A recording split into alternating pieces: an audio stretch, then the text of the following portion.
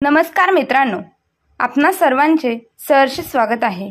मित्रांनो, आश्विन महिन्यातील पौर्णिमा आपण कोजागिरी पौर्णिमा म्हणून साजरी करतो। यावर्षी कोजागिरी पौर्णिमा 6 ऑक्टोबर रोजी साजरी केली जाणार आहे।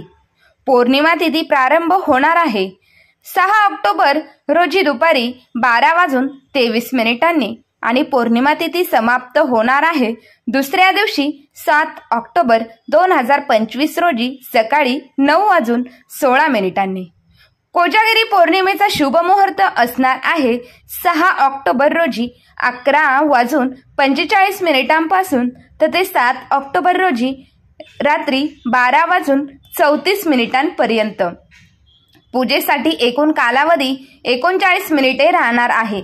6 ऑक्टोबर 2025 रोजी चंद्रोदय सायंकाळी 5:27 होईल। ह्या कोजागिरीच्या रात्री माता लक्ष्मी संपूर्ण भूतलावर विचरण करत असते।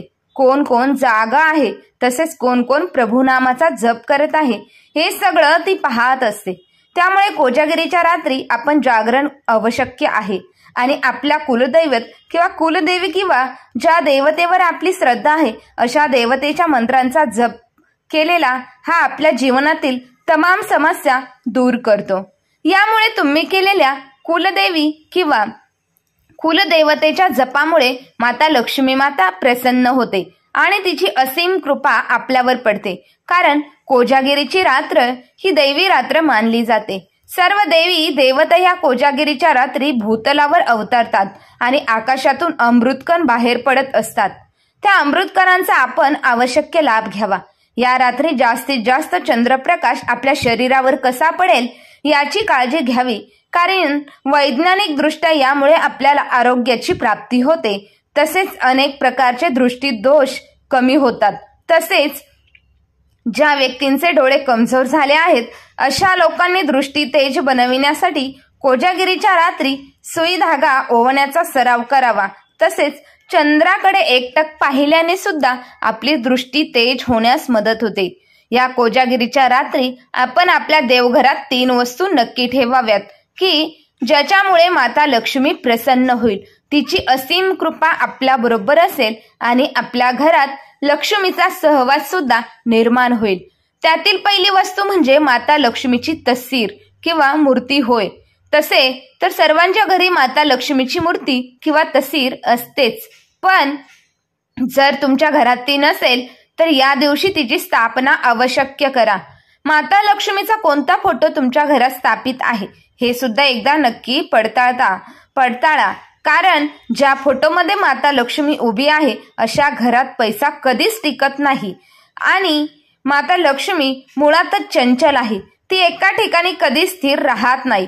आणि म्हणूनच आपल्या घरात जर उभी असलेली माता लक्ष्मीची मूर्ती असेल तर ती बदलून त्या ठिकाणी माता लक्ष्मी खाली बसलेली असावी, प्रसन्न मुद्रेत असावी, स्मित हास्य करत असलेली, एक हात धनवर्षाव करण्यासाठी झुकलेला असावा, अशा माता लक्ष्मीची मूर्ती आपण घरात स्थापना करावी।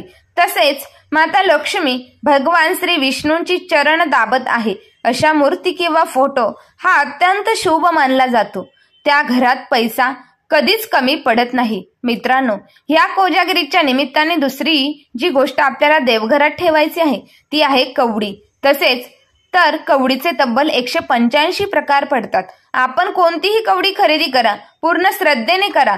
जर तुम्हाला योग्य लाभ प्राप्त करून देणारी कवडी हवी असेल तर 1.25 तोळा इतक्या वजनाची कवडी ही श्रेष्ठ फळ देणारी मानली।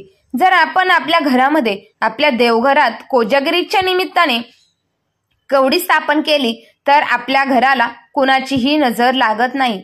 तसेच वास्तुदोष किंवा वास्तुबाधा असतील, व्यापार किंवा धंदा व्यवस्थित चालत नसेल तर या सर्व समस्या दूर होतात आणि लक्ष्मीची कृपा प्राप्त होऊन सर्व स्तरावर आपली प्रगती होते।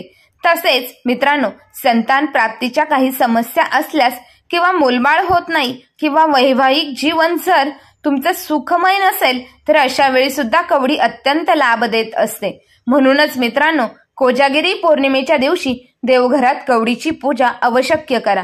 तिसरी वस्तू म्हणे दक्षिणावर्ती शंख होय। हा दक्षिणावर्ती शंख स्थापन करण्यासाठी उत्तम दिवस म्हणजे कोजागिरी पौर्णिमा. तुम्ही याची स्थापना त्याचे शुद्धीकरणच करावी.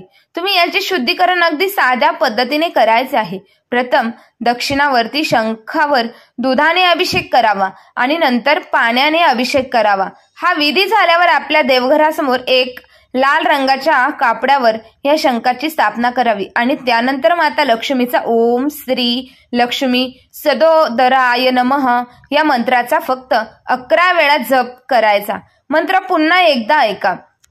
ओम श्रीम लक्ष्मी सदोहराय नमः या मंत्राचा आपल्याला 11 वेळा जप करायचा आहे. तसेच शक्य असल्यास ब्रह्ममुहूर्तावर या दक्षिणावर्ती शंखाची स्थापना करावी. तसेच जर तुमची इच्छा असेल तर तुम्ही तुमच्या तिजोरीत शंख हा सुद्धा ठेवू शकता आणि त्याची स्थापना तिथे करू शकता.